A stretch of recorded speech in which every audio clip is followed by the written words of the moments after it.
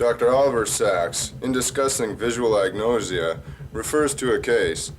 He says, Dr. Kurtz mentioned to me a case known to him of a farmer who had developed prosopagnosia and in consequence could no longer distinguish the faces of his cows, and of another such patient, an attendant in a natural history museum who mistook his own reflection for the diorama of an ape. Welcome to Diorama. The year is 2050. We're talking to the cells of our great-grandchildren.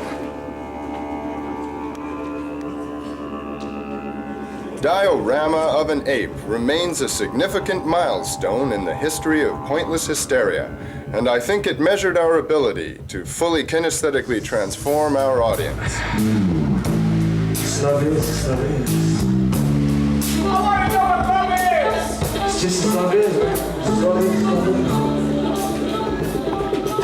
What you see unfolding before you now is an experiment in trance induction, brain-computer interface technology, and biofeedback.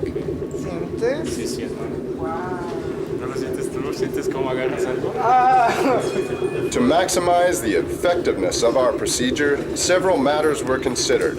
For example, a narrative strategy was devised. First, we open the mind. Then we tune consciousness. Then we root consciousness in the body, and finally give body consciousness release through expressive music and dance.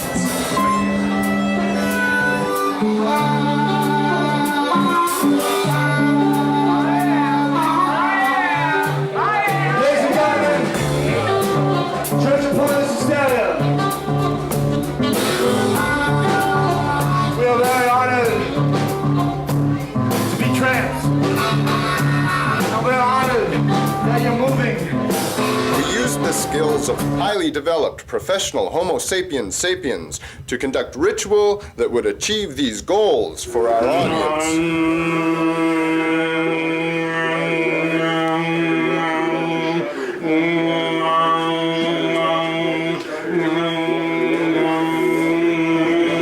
The opening chapter was a ritualized ecstasy and live trance induction by poet Jerry Schroeder.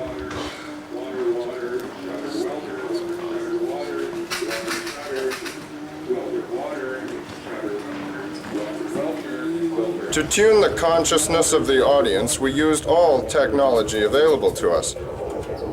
I had been hooked up to electrodes. They had put these electrodes on my head. These electrodes gave an EEG readout, which was turned into music by programmed computers and synthesizers and a symbolic machine that they call the cyclotron. During this time, I was joined by Tyr on cello and Rubik's Cube on didgeridoo because the droning and invocational tones of these instruments sustained our purpose. Some other people started singing. There was a certain anxiety in the room. Some residual from the big awakening that went on downstairs, but also from a sensory disorientation as the slow 2-hour induction progressed.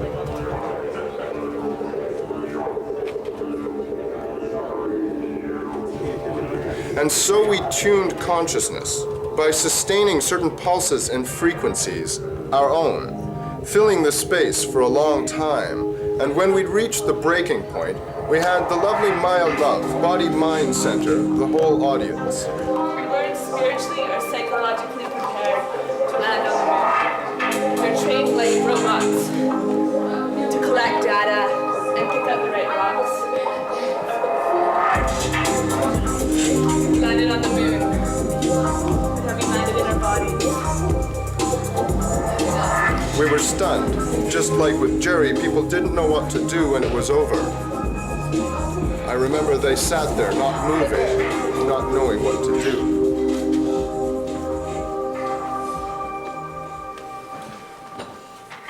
Not knowing what to do. I remember they sat there not moving, not knowing what to do.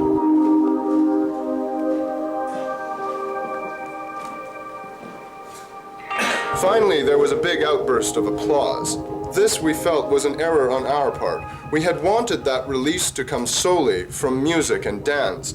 However, we had drastically underestimated the transformative pressure that had built up.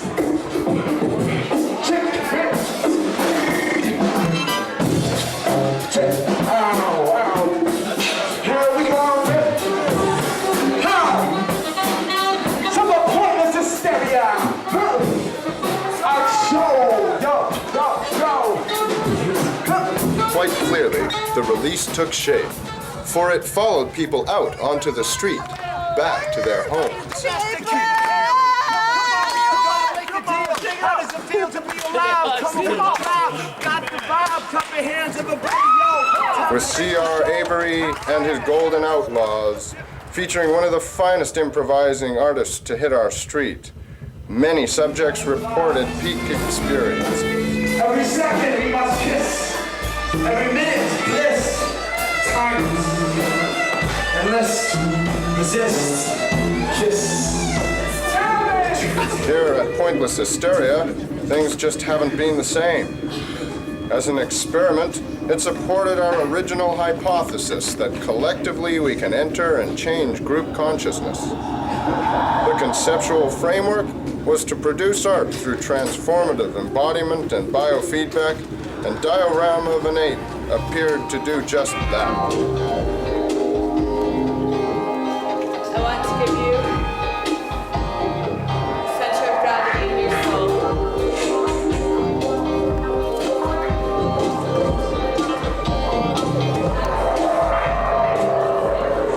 It's time for us as people who are lucky enough to live in this part of the world, down around the side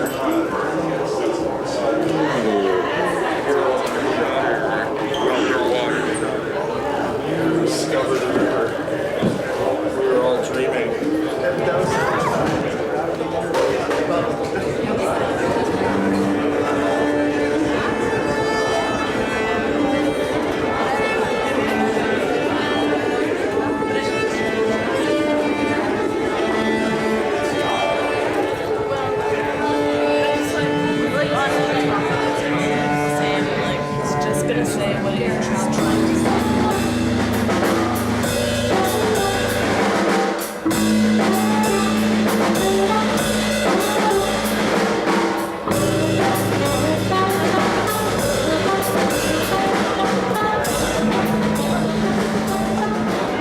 Stay tuned for our next experiments in state induction at the Laboratory of Pointless Hysteria. Yours truly, the Ape.